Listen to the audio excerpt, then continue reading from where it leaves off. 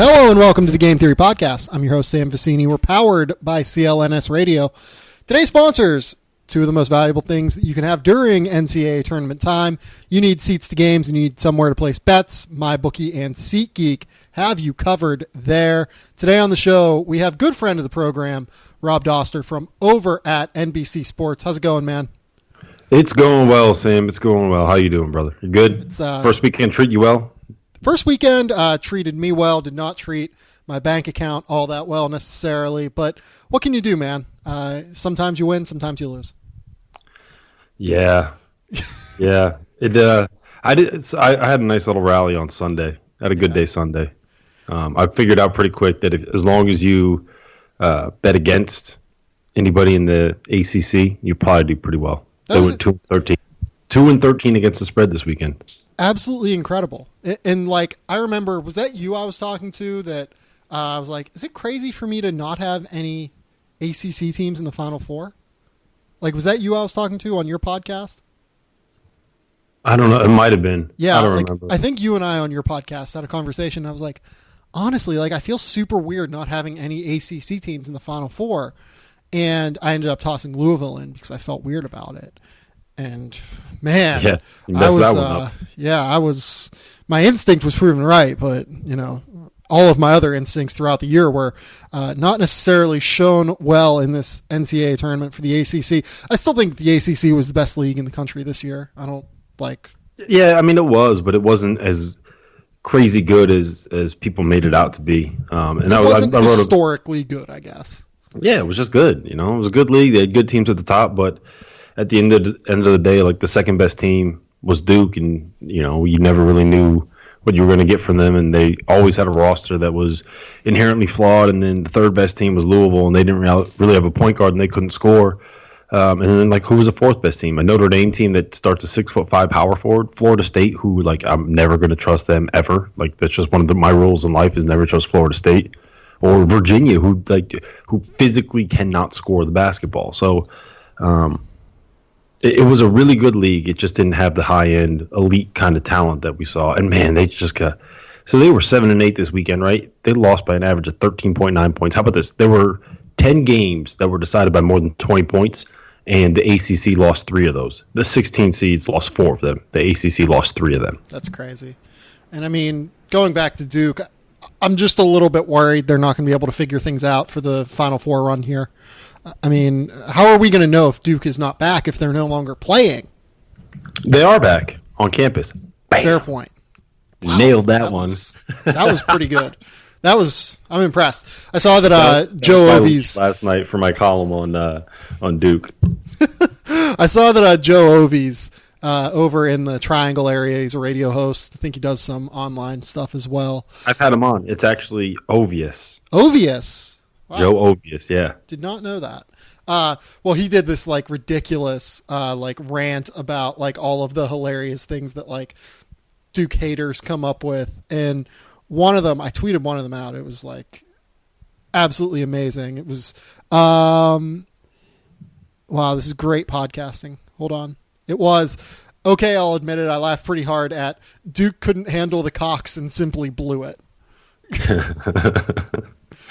He's really good at what he does, man. Yeah, he's really funny. Let's get away from Duke. The reason that I have you on this podcast today is that you've been, working hard in terms of getting all these coaching, hiring, and firings.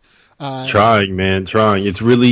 It's really easy to get into the rumor mill. It's really hard to be able to lock something down once you hear something.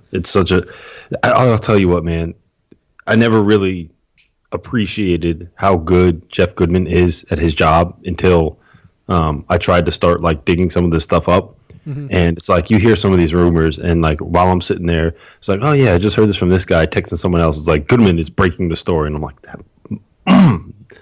that MFer. He's gotten me like 3 times this year on things where it was like I thought I was gonna get it, and I thought no one was talking about it, and then all of a sudden he's breaking the news, and he's got a story written in his search firm column already done. I'm just like, God, can't stand that guy sometimes. Yeah, we're gonna have to get him to buy us drinks whenever we're out in Phoenix next week. I think that's the key here. That's his payback for us. I guess that the first place we should start in this podcast is probably Indiana. Indiana let go of Tom Crean, rest in peace, sweet prince Tom Crean. I'm going to miss Indiana photos of you. But there are rumors out there right now that our good friend of the program who was on last week, Gary Parrish, broke that I guess that Tom Crean is, kind of talking with LSU, and oh my God, am I excited for potential Ed Orgeron, Tom Crean meetings and dinners and like recruiting trips. I just want a camera to follow around Tom Crean all the time if he goes to Baton Rouge. Yeah, I don't know if that's going to happen. I don't think that is a very good fit for Tom. I think if he would have been like a better fit at Missouri or maybe a better fit at Illinois, somewhere in the Midwest. If I'm Oklahoma State, I think I give him a call and just kind of kick the tires on that. But I don't think Tom Crean in the SEC in Baton Rouge having to recruit. I don't see that being a marriage that works out there. But you're right, that would be a lot of fun. What we would need is a reality TV show with Ed Orgeron and Tom Crean. I mean, like if you were going to make like a buddy cop series, I think that is you take Tom Crean's character and you take Ed Orgeron's character and boom, that's your cast. Yes. Am I wrong there? 100%. That is the best television show on TV tomorrow if it would go on TV. Seriously, I would 100% watch it. The Coach O and Crean, like amazing. I just came up with the title. Guys, SEC Network, I am helping you out. You don't even have to pay me. My payment will be in the enjoyment I get out of having to watch Coach O and Tom Crean. And I don't know if Joe Oliva is, smart enough to, be able to, monetize this in a way and really make it happen. But man, I really just want it to happen. I can't emphasize that enough. What did you think of Indiana letting go Crean, though, before we go too far down the rabbit hole of our buddy cop Coach O and Tom Crean sitcom? So I think it's really nuanced, right? Yes. I think Tom Crean is a very, very good basketball coach. I think that what he did at Indiana was really, really impressive. I don't think that you can argue with the success that he had. Right, like when he took that program over, it was a shambles. Like it was a mess. Kelvin Sampson had run that thing into the ground. Nobody was left. Like it was a really, really bad situation. Yep. Tom Crean took it over, rebuilt it from the ground up. He didn't do it with like one and dones and going out and buying a bunch of kids. He built it back up. He brought in this recruiting class for Yogi Ferrell. He won 2 outright Big Ten regular season titles in a 4-year span. He gave Indiana what is probably one of the most memorable seasons that they've had in the last decade or two. Last year, when he turned everything around and took that team to the Big Ten title and to the Sweet 16 and to a win over Kentucky. What Yogi Ferrell did last year with Tom Crean is something that I think has been criminally underrated from a national perspective. Like they were so good during Big Ten play. They were so good. And honestly, I think that what we saw at Indiana this year and their issues really should have driven that home for a lot of people. Now, I say all that, and I also think that Tom Crean had to go. Like, I think that this was just a marriage that had to end.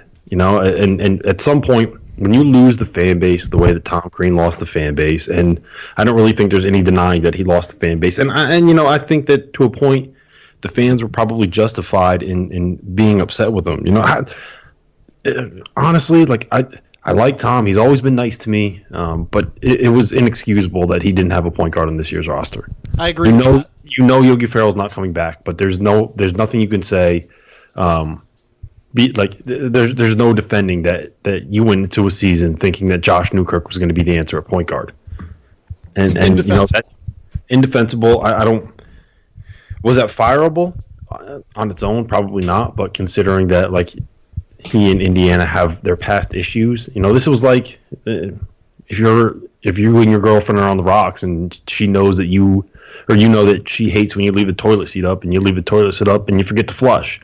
And that leads to this big blowout fight. And yeah, you were wrong for leaving the toilet seat up, but it was the other issues that created the situation where this spark ended things. And I just think they had to go. Not to make another relationship comparison, but you can love your ex-wife and not be a good fit to be married. Yeah. I mean, that works. And I think that that's just kind of what it was with Tom Crean. Yeah, and you kind of started with, what Tom Crean had when he got there. Was Tom Pritchard, as a freshman, like the best player on that first Crean roster? Yeah. Like, that's insane. Look, Tom Pritchard had one of the nastiest tip dunks I think I've ever seen, and it came out of nowhere. I think it was like against Illinois, and I don't know why I was watching this game. I think it was when Gus Johnson was still on the Big Ten Network, and someone missed a three, and he came flying in and like took off from halfway up the lane and caught it like all the way behind the back of his head and dunked it, and Assembly Hall went nuts. I think they lost the game, but if you guys like go search YouTube right now and go find the highlight of that dunk because it was ridiculous. Yeah. Shout out to Tom Pritchard. Shout out to Tom Pritchard. The fact that, though, that guy was the best player on an Indiana roster to start a tenure, and then Crean was able to wring 2 Big Ten titles out of that same beginning of where he had to start with this roster is unbelievable to me. It is an incredible accomplishment. My thing is if you're going to fire Crean, you need to know who the next guy is, I guess. I think they do. I think they do too. Well, maybe I don't. I think they have an idea of 3 or 4 guys that they think will say yes. I know they have an idea of 3 or 4 guys, but I think they know the guy that they want. And from my understanding, I mean, it's Steve Alford. I don't really think that is kind of I don't think that's a hidden fact at this point. But so there's a lot of smoke out there about that. And go ahead. Here's my take on it, and this is what I've heard is that the situation is mostly that they're like half the people want Alford and half the people don't want Alford, and within these group that's making these decisions, and it's kind of reached a stalemate where it's like nobody is willing to compromise, and they're trying to figure out like, is this the right hire? Is this the guy you want to go after?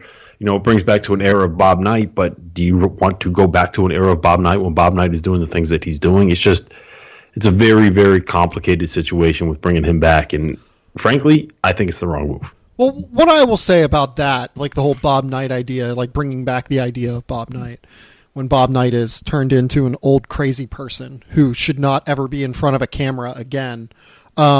What I will say about that is that you could not find a more polar opposite person to Bob Knight than Steve Alford. So that's okay to me. Like, I'm okay with the idea of, bringing back the Knight era without bringing back the craziness of Bob Knight, right? Like, if that's why you're worried, I don't think that is something that I would be worried about personally. I think there's more to it than just that. Like the Pierre situation, I think, is something that still hangs over his head. Yes. I think there's a lot more that goes into it. But for me, I think the reason that people are kind of trying to tap into that is this is an Indiana guy. He's from Newcastle, Indiana.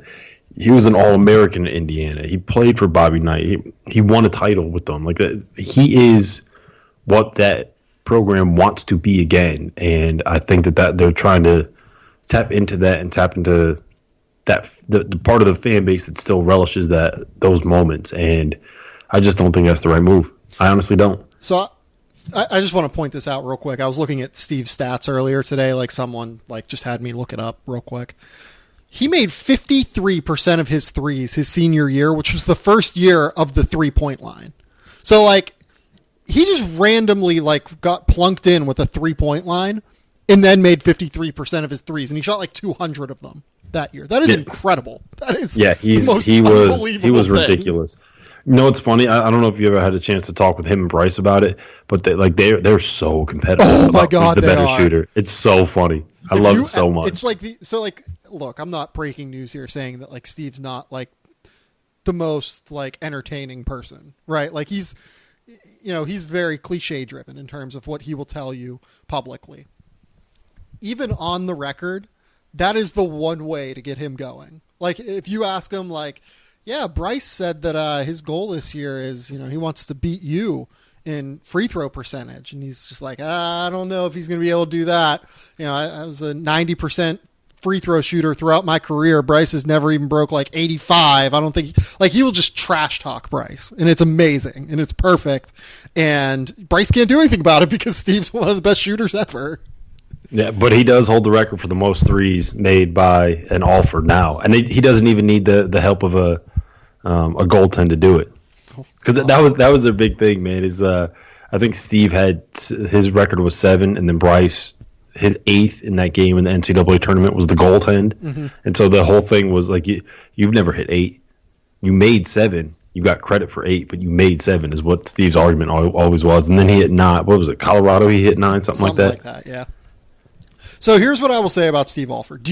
First I'll ask you, do you think Steve will take it? Did you hear any of his press conferences this week? I did. Yes. So that's the only answer that you need. Yeah. Here's what I will say about that. If you look at some of the factors at play kind of beneath the surface, right, on something like this, like, so Bryson Corey, his other son, and Corey's a great dude, runs the analytics out there for UCLA. They're both through school now. Steve is more of an Adidas guy. I think that's probably fair to say, right? Yep, Adidas school. Not going to be an Adidas school anymore. Right. Indiana, they're going to Under Armour. Adidas school. Yeah, so UCLA is going to Under Armour. Steve sees a bit of a storm coming with LeVar Ball whenever LiAngelo Ball is going to be there next year. Yeah, Jello's not going to be as good as Lonzo. And given what we've heard from LeVar, and he expects Jello to be one and done, I think that's a little bit scary and not a tenable situation that people want to deal with. And what I will say is none of this comes from Steve. Like, I've talked to people out here about it. I don't necessarily know how true, how false any of this is, but, you know, these factors are things you can read between the lines and kind of see, right? Like, you can see the writing on the wall that Alford's losing 4 of his starters from this UCLA team after a year where he was, you know, considered, like, there were banners flying over Westwood saying fire Steve Alford. There were, very public displays of unhappiness with his tenure as UCLA head coach. I think that Steve would have to be the most naive person to realize it, and to think that he is, I think, is just to not know him at all. He understands what's happening here. I think he sees the writing on the wall. And I think if Indiana was to offer, if I was Steve, I can't tell you what he will actually do, but if I was Steve, I would go to Indiana. Yeah, I mean, I think you have to take that if you're him. You have to. If it wasn't for Lonzo Ball, he might have been fired this year. So I think that you have to take that if you're Steve Alford. You don't want to get in a situation where you're Tom Crean, right? No, you don't want to be Tom Crean. Steve will generally just have some rope there. He won't have as much rope as, you know, a typical incoming head coach will, but he's an Indiana legend. He'll have some rope to deal with a little bit. Yeah, if he gets offered that gig, I think he will take. I think he should take it. I shouldn't say that I think he will take it. I think he should take it. Who are some of the other? I'll say I think he will take it if he gets offered it. Yeah, I'm not willing to go there, I will say. I think that he probably will, but I don't necessarily know that for a fact, and I don't like to get into speculation about people, even though that's what we're doing right now. Even though you just spent the last 5 minutes doing it. Yes, I try to avoid it as much as possible and try to put myself in the shoes as opposed to actually speculate about what other people are going to do. Let me ask you this. If you're Fred Glass, what would your move be? I mean, my move would be something that he won't do. My move would be to hire Greg Marshall. I understand that hiring a very angry human to go coach at Indiana might not be the best optical move, but I also think Greg Marshall is probably a top 6 coach in the country. So I would just go hire Greg Marshall. Yeah, I mean, that would be my first instinct, too. I do think he's a little bit too much like Tom Crean from a personality standpoint. Yes. I don't know if that would necessarily be a fit. I would go get Archie. I think that should be number 2 on my list. I would get Greg. I would just give him. I would just say, Archie, like, what do you need? Tell me what you want, and we'll get it done. That's who I would go get. Mm-hmm. Yeah, no, I agree with you. I think that's probably number 2 on the list. Yeah. If you don't get Archie, go get Chris Mack. I think Chris Mack. There's number 3 on my list. So Steve Alford's already down to 4 on my list here in terms of what I would do. It's unbelievable to me that Chris Mack doesn't get more buzz in conversations like this, right? Like, well, it's because he's a Xavier guy. It's the same thing with Ed Cooley at Providence. Ed Cooley, probably a top 25 coach in college basketball, I think. But because he's a Providence guy, like no one brings him up for other jobs, you know?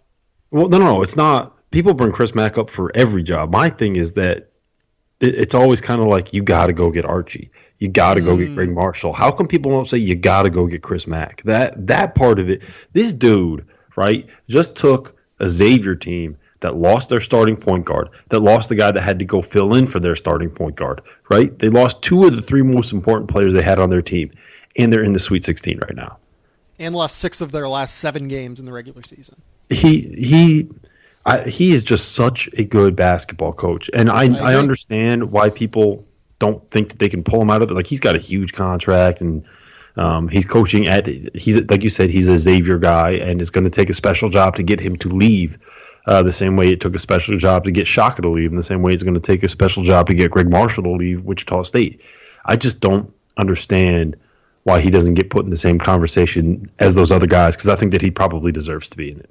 Yeah, no, I agree with you 100%. He would be option number 3. And by the way, the difference between Marshall, Archie, and Chris Mack, absolutely splitting hairs, like in every single way.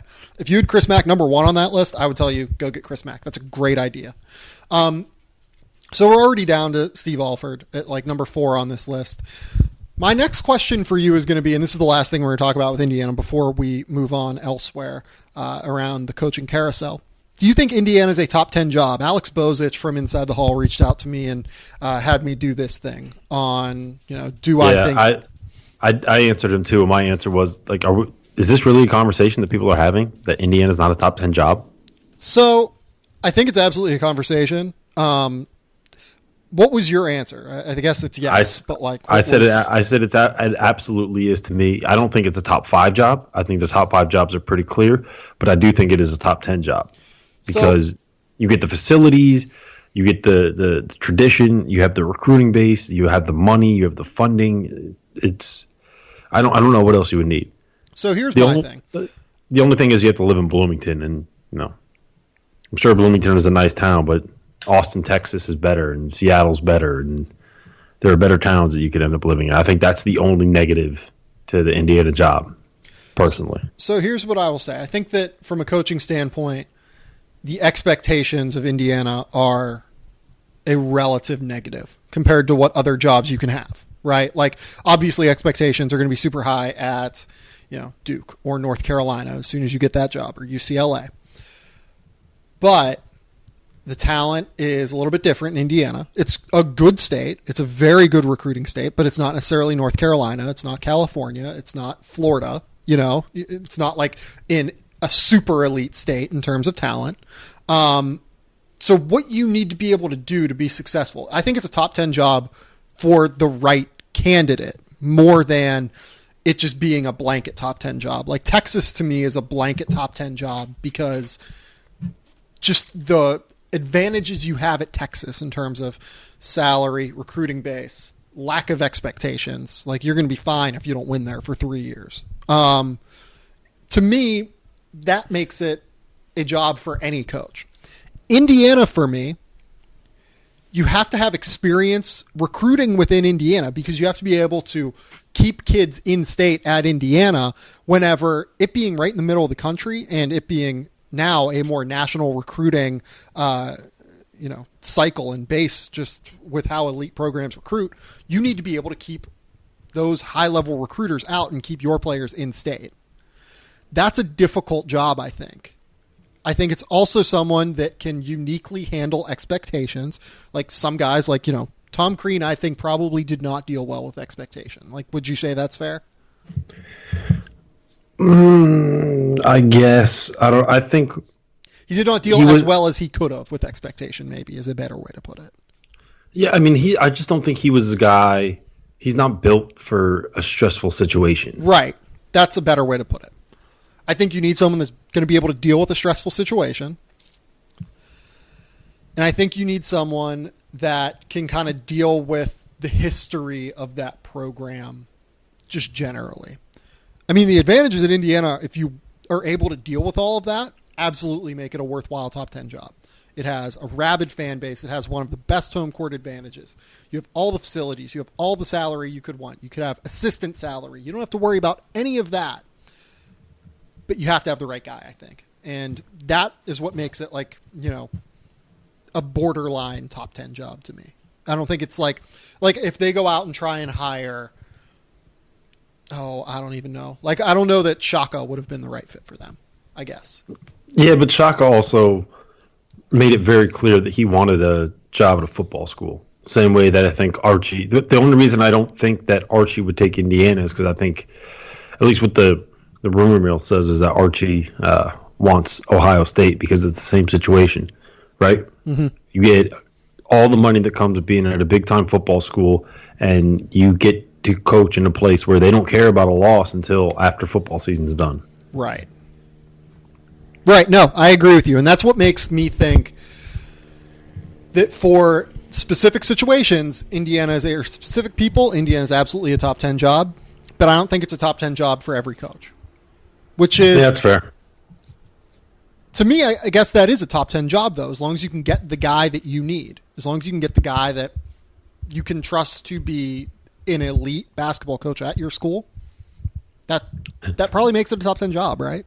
So as long as you hire a good coach, you're gonna have a good job. Is that what you're saying? So Duke can go out and hire a shitty coach, and well, as long as you hire a good coach that understands all of the practical realities that I just understood or that I just laid out. And I think that limits the pool a little bit, I guess. No, I'm with you. It makes sense to me. But I think that it's easier for me to go to a place where you have expectations and everything involved, everything else that comes with it, than being at a place that doesn't have those expectations and then doesn't necessarily have like the same advantages that comes with being a coach at Indiana. Yeah, that's fair. Let's move on to another Big Ten school, Illinois. John Gross gets fired at Illinois. 5 years there. I think he made the NCAA tournament his first season, missed it the next 4. Had a really good recruiting class coming in. Probably was time for him to go, though, unfortunately. Yeah, I think that he had to go. It wasn't working out. He's not the guy. Even if he made the NCAA tournament this year, I still think that you probably should have gotten rid of him. I agree. That's my biggest pet peeve when it comes to ADs is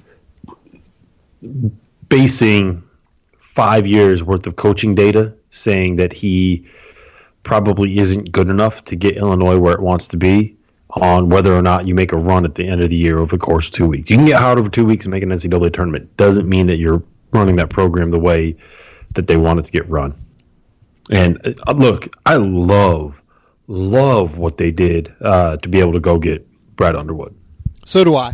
I think it's just, one, didn't hire a search firm, right? So they didn't have to spend that money for it. But it also meant that there were no leaks.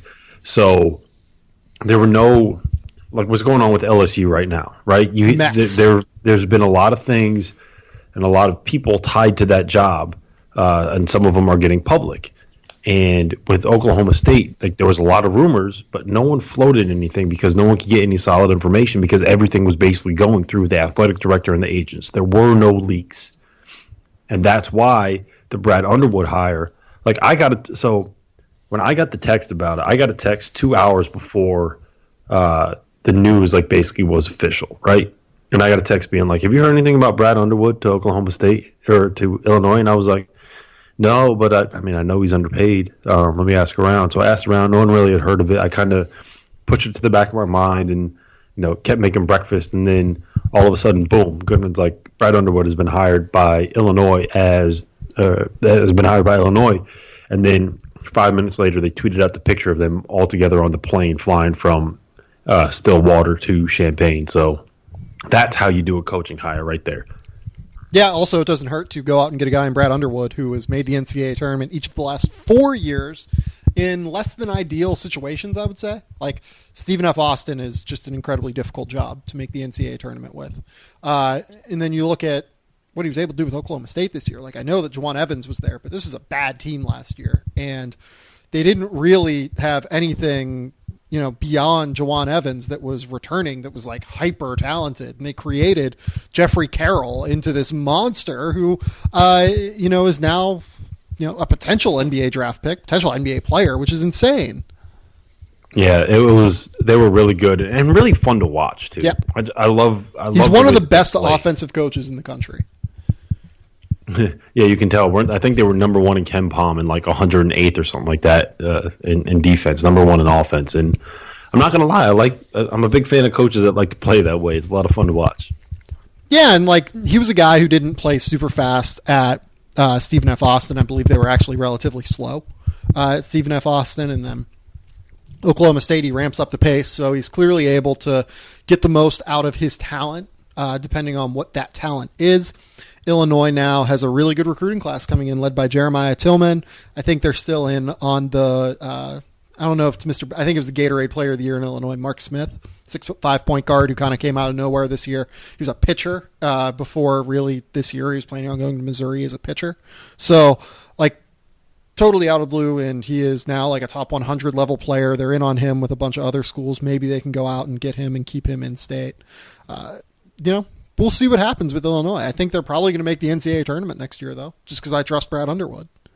It'll be interesting to see. It depends on which one of those freshmen he can keep. And who did they got? They lose Malcolm Hill, right? I don't know. They lose Malcolm Hill. They'll lose Tracy Abrams. They'll lose not Finke. Who's the other one? Maverick Morgan, maybe. I think Maverick Morgan they'll lose. As long as they'll be all right as long as Maverick Morgan stops calling teams that are better than them white-collar programs. Oh, boy. One last thing about John Gross here with Illinois. I think that guy's going to be a really, really good, mid-major, low-major coach again, like he was at Ohio. He was at Ohio State whenever I was there. I mean, everyone who talks about this dude, that guy is a basketball genius. I don't know if he's necessarily cut out for a high-major job, but literally a basketball genius in terms of, the way he knows X's and O's. So I think he's going to be a really good... He should go to Cleveland State. I think, was it the AD that hired him or the assistant AD that hired him or something like that from Illinois is now at Cleveland State. Mm-hmm. And I think that would be a very nice fit for John Gross to head back over there. I agree. Let's go to Oklahoma State now, though. Kind of a weird out-of-the-blue situation where you lose Brad Underwood after a year. I think that their number one candidate should probably be Tim Jankovich at SMU. If they can go out and get him. I'd heard that he might want to get in at Illinois, where I believe he was an assistant coach. Is that right? At one point? Yeah, he was the head coach at Illinois State. I know that, and I think he was on staff there. Here's the problem with Oklahoma State. Their AD, Mike Holder, basically didn't renegotiate Brad Underwood's deal. The reason that Brad Underwood took that job for the pay that he got he got $6 million over 5 years, and I think he made $1 million this season, right? Which is severely underpaid for a that wasn't all that much of a raise over what he was getting at Stephen F. Austin. He was making $1 million at Oklahoma State this year. That is insane. Yeah. So the problem is, and then Mike Holder, the AD, wouldn't renegotiate with him, right? And they had this kind of handshake agreement that was basically, look, if I win, we're going to talk about this contract and get me more money. And he wouldn't sit down and do it. So Brad Underwood was like, well, look, you know what? It might be time for me to go try to find someplace else because I can triple my salary going somewhere else. So, I guess Tim Jankovich would be the guy that I would call. If I was Mike Holder, what I would do is get my head out of my rear end, realize that I have to pay a competitive salary to be able to keep guys like that, and I would go get Buzz Williams. Yeah, that is probably the ideal move. I might be having Doug Gottlieb on the podcast later this week. We'll kind of leave his name out of it because I want to just kind of hear his thoughts on it. I'm not 100% sure I'm getting Doug yet, but I'm pretty sure that I am. If you pitch it to Doug and you tell him that, hey, if you come on this podcast, I'll let you promote yourself to be the next Oklahoma State head coach, he will be on here in a second. No, I told him I want to hear why you think you should be Oklahoma State's coach. So we'll see. Doug's super sharp, first and foremost. That guy is very, very bright, and I think that he would be a good basketball coach for sure. I don't know in what capacity. The difference between good high major basketball coach and super good assistant coach, super small. So, like, I don't know what to make of it, but I think he would be a good basketball coach in some vein. So we'll see if I can get him on later this week. Couple other guys that I think would be interesting. Buzz Williams, I think, would be the ideal hire as well. Jankovic, I think, is probably the most realistic move there. I think he's getting $700K at SMU right now, which means that if they want to pay what they were paying Brad Underwood, Jankovic could take that and still get a raise. I think that two other names pop up for me, right? Steve Forbes from East Tennessee State. He is a former Wichita State assistant. He was at Tennessee when Bruce Pearl was the head coach. He won national titles at Northwest Florida Junior College or whatever that one. I always get the name of it wrong, but he won national titles as a junior college coach. He has been successful everywhere he's been.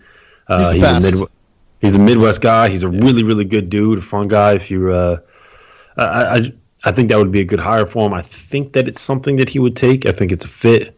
So that would be an interesting one. And then Scott Cross is the other guy on my list for Oklahoma State from UT Arlington. It's UT Arlington, right? I can never. I do. I know Scott reasonably well after getting a chance to spend some time with their program in December. But is it UT Arlington? I can never keep those. There's like 17 different like UT intercity name, and UT Arlington. It's UT Arlington. It's really good. Yeah, it's UT Arlington.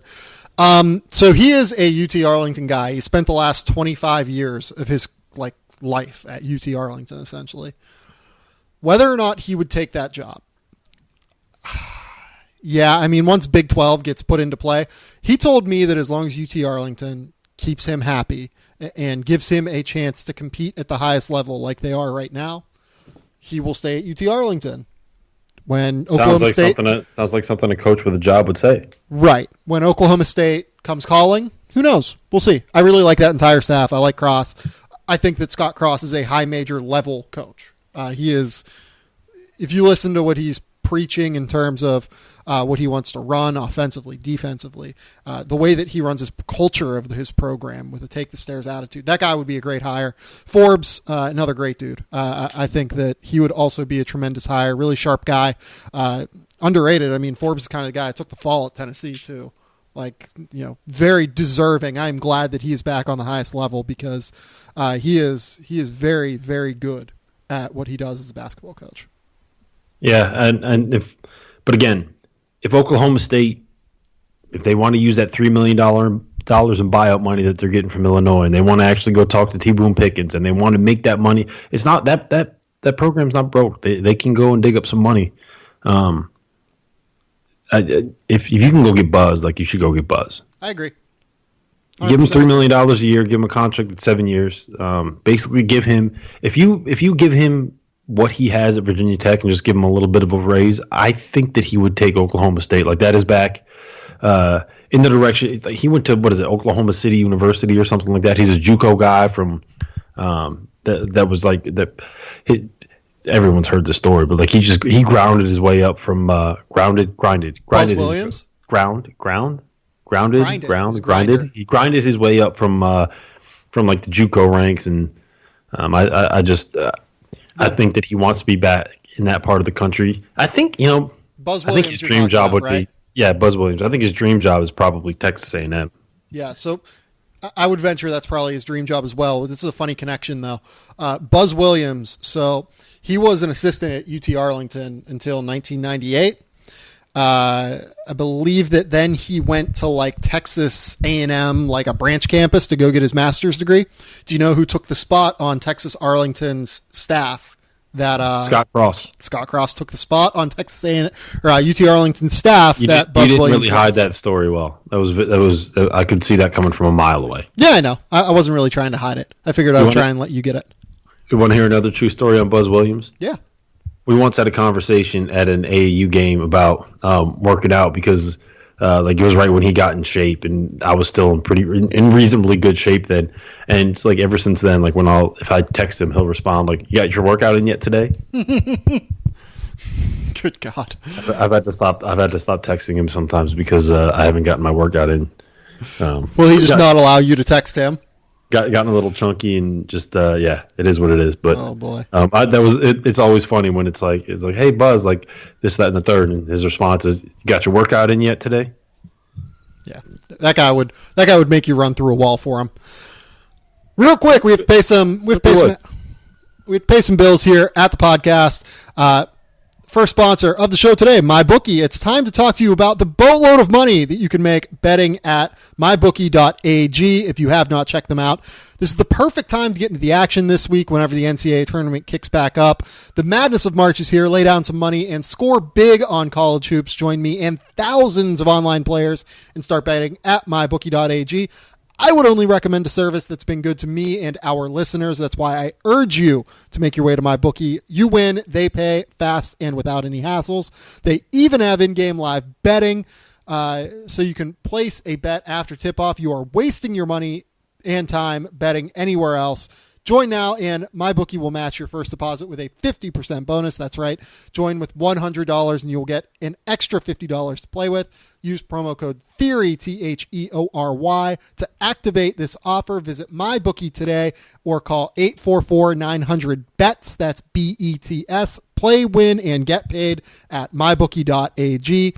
The second sponsor today is SeatGeek. The NCAA season is in full swing, and SeatGeek is the smartest, easiest way for you to get tickets to your favorite team's games. With SeatGeek's seamless mobile experience, you can buy and sell tickets in just 2 taps. SeatGeek helps you find the best seats at the best prices, fully guaranteed. There is nothing like being in the stadium for the biggest plays of the year, and SeatGeek will help you get closer to the action for a great value. I have the SeatGeek app on my phone. It is by far the easiest way I have found to shop for tickets. I can be anywhere, and with just a few taps, I can instantly find seats. I always tell people that I use SeatGeek for hockey games. What do you use SeatGeek for, Rob? I used it for tickets to a Chris Stapleton concert. It was Chris Stapleton and Jason Isbell at one of the pavilions 2 summers ago. It was awesome. I got like 4th row seats. Were they exceptionally cheap as well? No, they weren't cheap at all, but I got a pretty good deal on them. Yeah, that is the key with SeatGeek. Best of all, my listeners get a $20 rebate off of their first SeatGeek purchase. To get your $20 rebate on tickets, download the SeatGeek app, go to the settings tab, and click add a promo code. Enter the promo code GAMETHEORY, GAMETHEORY, with no spaces. SeatGeek will send you $20 after you've made your first ticket purchase. Again, that's download the SeatGeek app, enter the promo code GAMETHEORY today. Rob, we've talked before about the NC State firing of Mark Gottfried. What did you think of the hiring of Kevin Keatts? I thought it was a pretty good hire. My thing with Keatts is that I don't love hiring these guys that run pressing systems, and I've said that about Shaka Smart. I said that about Shaka Smart when he was at VCU. I just don't about think that fight, by the way. I don't think that can work at the highest level. I think you give yourself a ceiling.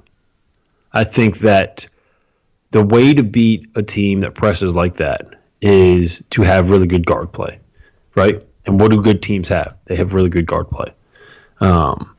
So I don't know. I'm just not. It'll be interesting to see how that works out. I think he was probably the best hire they could have made. Mm-hmm. I would probably say I would grade that a B+. I think that he is going to be able to recruit. I think he's going to be able to make them relevant. I think they're going to be getting back to the NCAA tournament. I don't know if he's going to take them to ACC title championship kind of territory. But I mean, look, there were a lot of ways that they could have gone, and I think that they made the right decision. So I agree with all of what you just said about Kevin Keatts. What I will disagree with you on is the idea of, him being just specifically a pressing coach, I guess. Like, he comes from the Pitino tree. It's more about pressure defense. It's not necessarily about just like full on pressing, No, I agree with you there, which is why I'm not saying this is a terrible hire, because I think that he is more than just a system guy. Does that make sense? Yeah. The same way that I think that Bobby Huggins is more than just a system guy. And frankly, I think that there's more to Shaka than just being a system guy. Like, no one remembers this, but they were not Havoc when they went to the Final Four in, 2011? They were not Havoc at all. They played like 4-round-1. Their point guard was a 5'6" kind of slow dude, and Joey Rodriguez. They played Jamie Skeen as like a small ball 4. Yeah. They were not Havoc at all. They spread the floor. They ran a lot of ball screens, and they hit a whole lot of threes with a team that really didn't hit a lot of threes during the season. And so I think And then even last year with Texas, Shaka Smart had a good year because they didn't do any havoc stuff. They played Connor Lambert like on the perimeter with what was the name of the big guy they had? Oh, I'm blanking on it. Cameron Ridley. Cam Ridley. So they kind of just pounded the ball into him. They spread the floor with Connor Lambert, a couple other shooters, and they let Isaiah Taylor do his thing. Like Shaka is more than just havoc, and I think that he has to be because I don't know if that's going to work to the next level, and that's why Keatts is. I'm intrigued by him because I want to see what else is there. Like when he was at Wilmington, they kind of just like did their thing because he was able to get better athletes that. More talented guys and guys that were probably playing a little bit below their level, if that makes sense. Yeah. And he was just able to out-athlete everybody, and it very nearly worked, man. They almost got Virginia. Yeah, no, I totally agree with you that getting those kind of low-level players, or I guess like high-level players to a low-level school was a major reason why he was so good. I mean, Devontae Kaycock set the NCAA record for field goal percentage this year. He went out and got a bunch of guards. Like Chris Flemings was like a JUCO, right? That was like Division III. You've written no. He was it's such a cool story, dude. I love it. He was a Division II transfer, right? And he was at Barton College, and he decided to leave Barton College. And his mom was walking around on the campus of UNC Wilmington right after Buzz Peterson got fired. And the only guy that was still on staff, who was the interim, was a guy named Kevin Easley. And she walked up to Kevin Easley, and she was basically like, "Hey, my son wants to transfer here.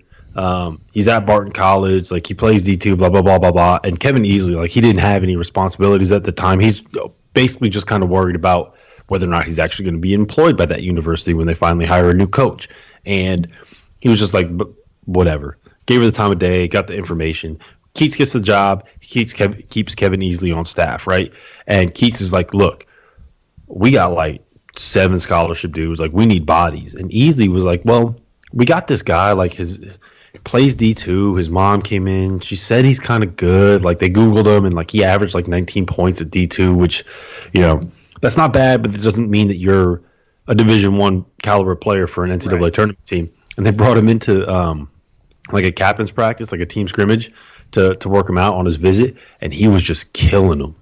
Like he was the best player on the floor during. Which, by the way, Chris Fleming's like a 6'5", like athletic looking dude. Yeah, but here's when he was at Barton, he was like 165 pounds. Really?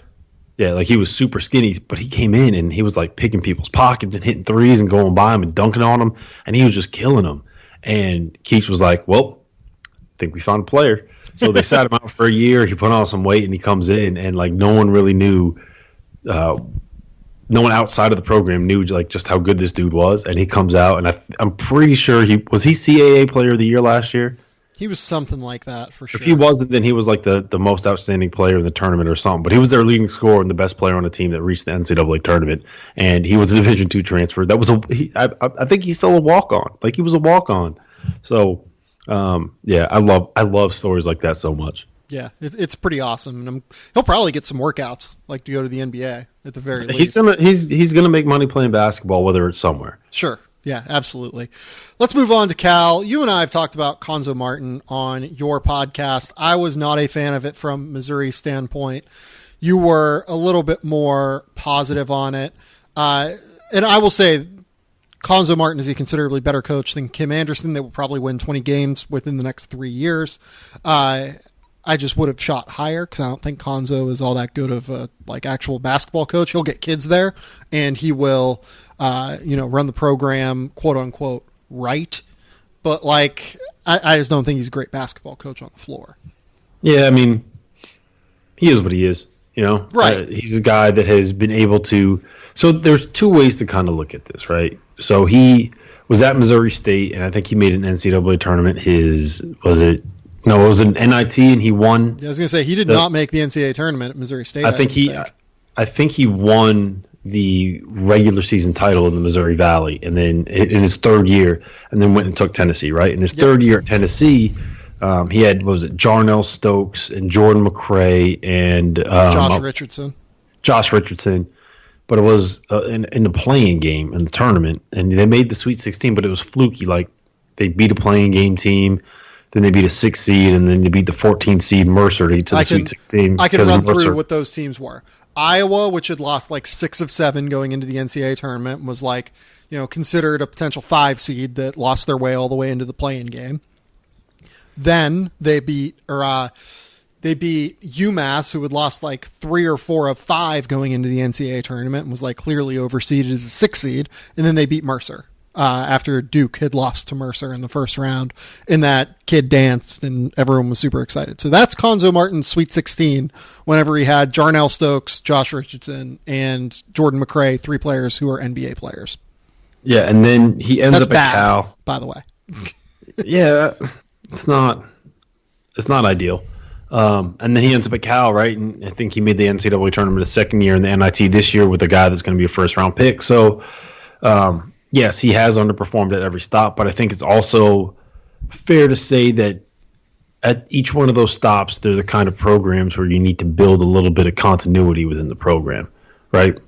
So I think that they're not places where you come in and you coach for 3 years and you should be expected to get to like Final Fours kind of deal, I guess, is what the point I'm trying to make. So, I'm not saying that he is the next Mike Krzyzewski. I'm just saying I think the coach that he is hasn't been proven yet by the way that he has been able to get it done. And I hope that he hangs around at Missouri for a while, and I think he will, and I think this is the job for him. And if they can build that thing up a little bit and he can consistently get players from St. Louis and from within the state of Missouri, I think they're going to be just fine. And, I don't think that you hire Cuonzo Martin, and expect him to get you to Final Fours and to compete with Kentucky and win SEC titles. I think you hire Cuonzo Martin because he's going to keep the in-state kids in-state, and he's going to keep you in the top 4 race in the SEC as long as he is within that program. And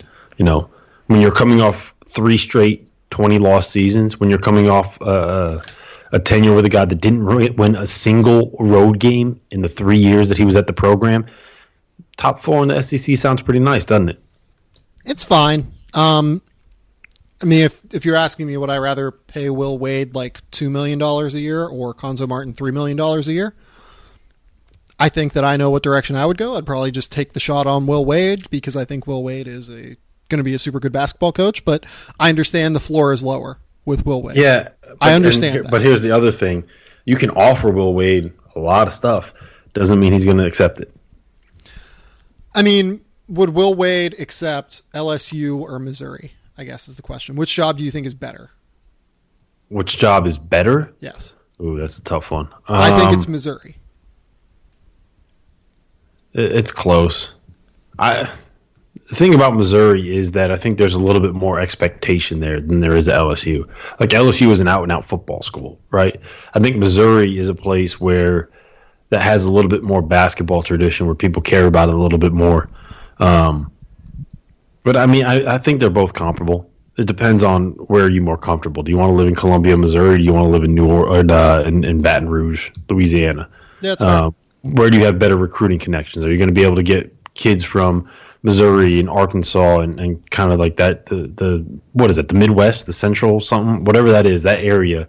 Are you going to be able to get kids from there? Or are you going to be able to get kids from the South, from Louisiana, from Mississippi, from Alabama, from places like that? So comparable. I think you can make pretty strong arguments either way.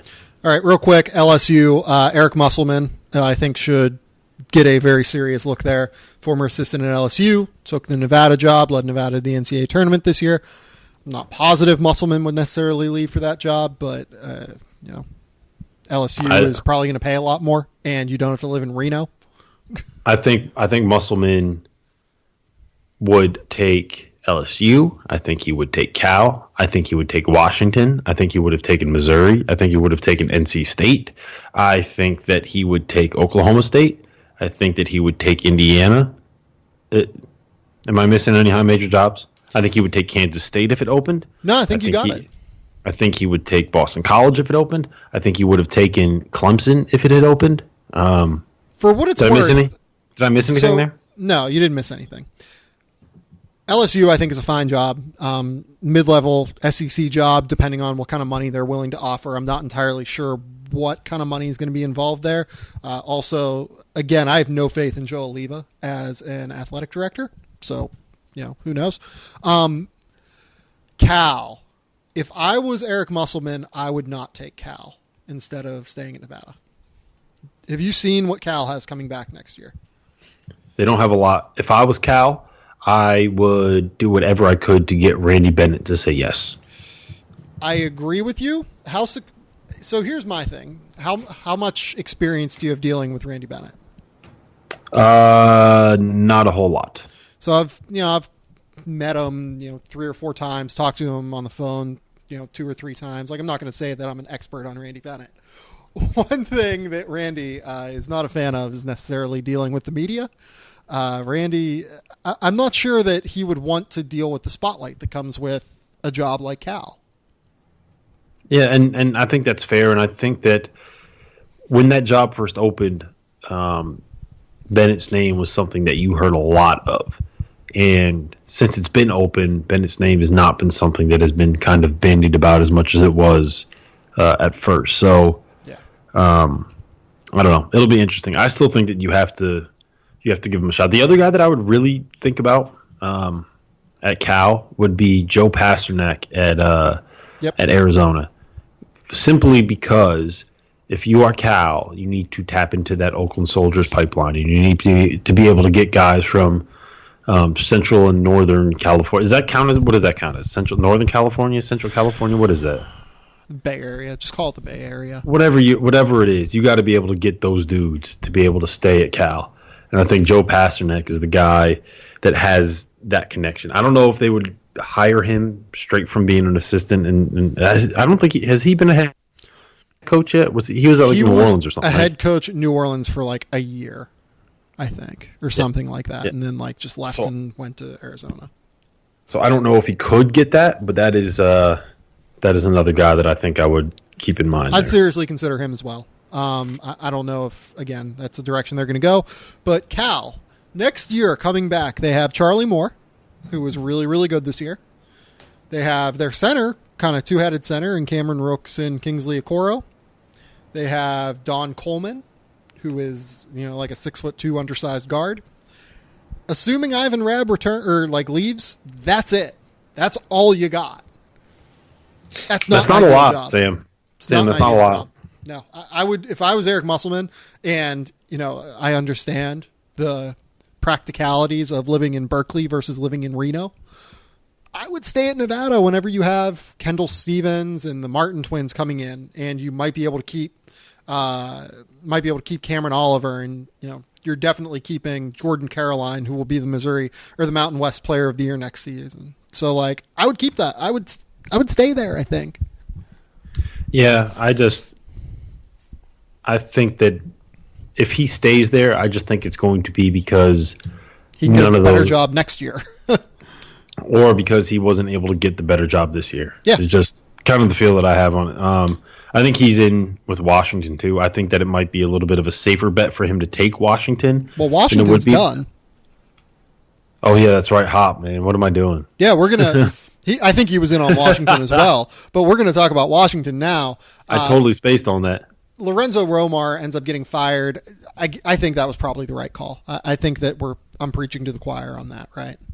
Yeah, it was time. You had to make a change there. Yeah. How do you feel about Hop? I don't know what to think about him, to be honest. Is he going to run man or is he going to run zone? Because I think that he was more of a man guy before he got to Syracuse, right? I really don't know, man. I really don't know how that is going to play out. I have no idea. Total wild card.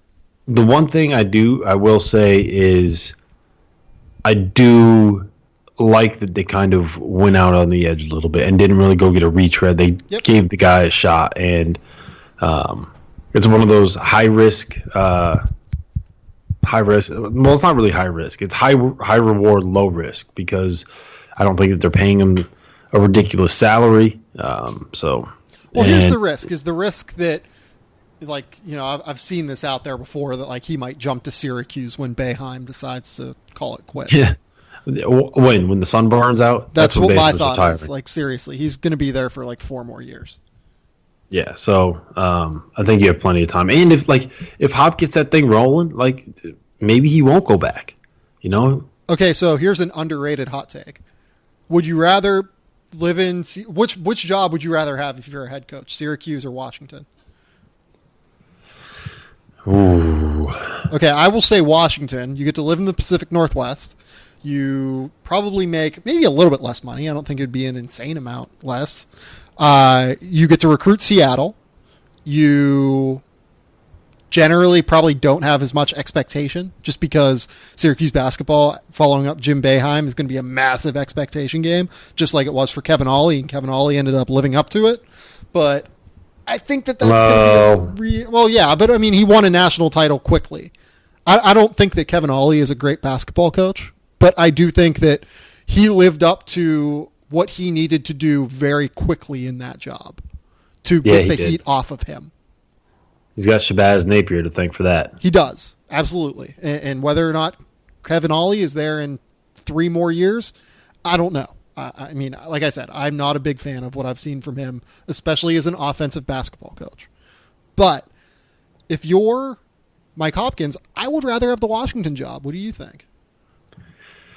In a vacuum, I think I would probably rather have that Washington job. It's also because I think that when you're in the Pac-12, it's basically the teams that are always going to finish above you no matter what are going to be Arizona and UCLA. When you're in the ACC, you have Louisville, you have Duke, you have North Carolina.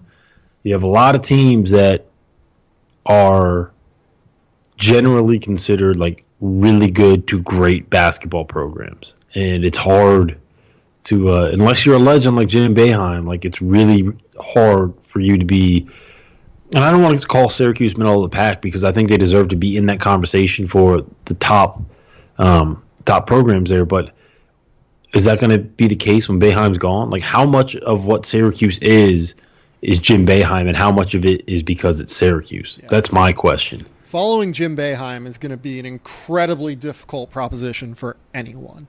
And if I'm Mike Hopkins, see ya. I'm happy to go to Washington. Well, it's no one's ever going to have to follow Jim Boeheim because he's not retiring, Sam. Like, I don't think you understand this. Jim Boeheim. What, are they going to reanimate his corpse when he dies?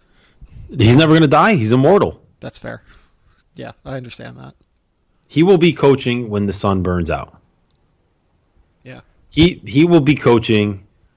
He will be coaching in 2025. He will be coaching when I turn 60. He will be coaching when I'm a grandfather, I'm going to be telling my grandson that, yeah, you know what? I saw Jim Boeheim in year 40. He's now in year 70. 80. Jim Boeheim's never retiring. He's never leaving. He's going to be there forever. Yeah, you're probably right on that. Rob, do you have anything else you want to talk about? Did I miss any jobs? We don't need to talk about like UMass, right? Yeah, whatever. I will say this. I think that George Washington made the absolute right decision in giving Mojo the head job. I don't know enough about Maurice Joseph to really comment on that, but sure. I think that he did a really good job this year with what he had. He's a young dude. He's from the Izzo coaching tree. You got him for relatively cheap. He has a young core coming back that is pretty good. He has guys that play really, really hard for him. He's very different than what Mike Lonergan is, even though he's kind of like technically a Lonergan guy, right? He's not in that same mold. And like, who knows? Like, he did a really good job this year, given the circumstances that he was handed. And I think he handled himself well. I think he had this is going to sound weird, but he had the vibe of a head coach. Like, if you talk to him, if you saw him on the sideline, if you watch him in press conferences, if you watched him interact with the team, he had the vibe of a head coach. Mm-hmm. And who knows, like, maybe this dude ends up being the next Shaka Smart. Like, maybe he ends up being the next Archie Miller. Maybe he's the guy in 5 years that has Georgetown being a top 15 team nationally each and every season in the NCAA tournament. And maybe he's the guy where you kind of say, like, okay, he's going to wait here because we're paying him this amount of money and he doesn't want to leave and he likes the job and he's waiting for the job, whatever the job is. You never know. Like, he's 31 years old and he did a good job with what he had. So who else could you have gotten instead? Right? It's a swing for the fences. And I kind of like that, especially whenever you got a trial run of it this year and it was successful. And they're still dealing with the fallout of everything that happened with Michael Lonergan and the AD. And there's going to be some lawsuits on both sides of that. And why do you want to deal with that and deal with a coaching search when you – like, he might be the answer. You don't know. Maybe he's not. Maybe in 3 years we're going to say, like, wow, that was such a bad hire. He's won 30 games in the last 4 seasons, right? Maybe he buries GW at the bottom of the Atlantic 10. But it's not like that's a historically great program, so take the shot, you know? Yeah. Swing for it. The kid did a great job in terrible circumstances this year. He's got kids playing hard for him. He's got kids that are loyal to him, and the people within D.C. like him. Yeah. Right? And that's what you got to do. Home run. Just go for it. Give him a shot. It's cheap. And if it doesn't work out, you know what? You're not really costing yourself all that much. Yeah. 3 quick jobs that we can mention. Duquesne is looking at King Rice, which I think would be a killer hire from Monmouth. Yeah. That would be amazing. Quinnipiac is willing to apparently pay $800,000, which is hilarious that they might be paying as much as Oklahoma State will. for the right person. I think that they're like, if you look at some of the names that are associated with that job, like John Becker and Mark Schmidt, Will Brown, Andy Toole, like some of these guys are in what are probably better leagues and maybe better jobs. But here's the thing about Quinnipiac. Like, okay, so I grew up a half a mile from Quinnipiac, right? Like, when I was in high school, me and my buddy, like, what we would do is we would go sneak in their auxiliary gym had a back door that didn't shut. So whenever we needed to work out, like, we would sneak into Quinnipiac and go back in the back door and like work out in their gym. And they have unbelievable facilities for the MAC. Like, it's incomparable. They have money to spend. They're investing in sports because they want to be a bigger university. And the way to kind of do that and bring the attention in is by having this sports team. And so they're putting money into that. And I mean, if you can get $600,000 at the MAC level, like, that's a really good job. So they're going to be able to attract some names. And I think that is going to end up being a good job. And if I had to guess, I don't know. I don't know. I don't think that they're going to be able to pull away someone like a Mark Schmidt or a Nathan Davis or a Will Brown. They might be able to get John Becker from Vermont, though, and that would be a steal of a hire. Yeah, I agree. Vermont's been really good the last few years, especially this year. Last job I want to talk about is UCSB, Santa Barbara. It is by far, on the West Coast, the most coveted mid-major job. And that is because it is in Santa Barbara.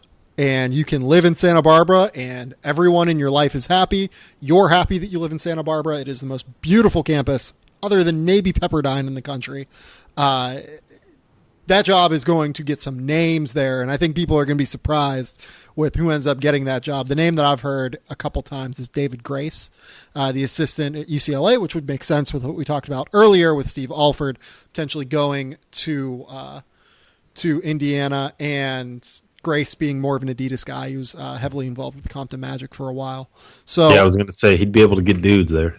Yes, he would absolutely get dudes. But that's going to be a job that everyone wants. That's going to be a job that, like, I think people will be surprised with the level of hire that goes there. And I think that goes for David Grace too. David Grace would be a phenomenal hire.